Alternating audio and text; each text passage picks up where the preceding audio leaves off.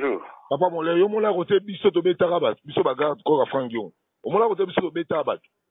Papa pour nous les canate faut que nous va n'importe quoi. Au lobby? Yo mona côté biso bagarde ko Frank Dion to betara ba soda. Yo confirmer on a TV. Yo mona ka. Ozola ba makamunini papa na zo comprendre to bandi ufukanga de kamunini. O sale mission bino na sango, o confirmer que bagarde ko Frank Diongo ba betara mutu.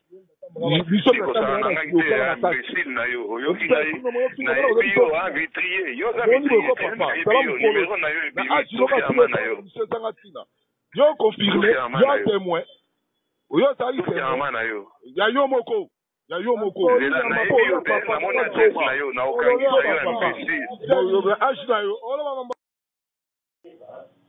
Mbola na kenge na ebi elongi na yo.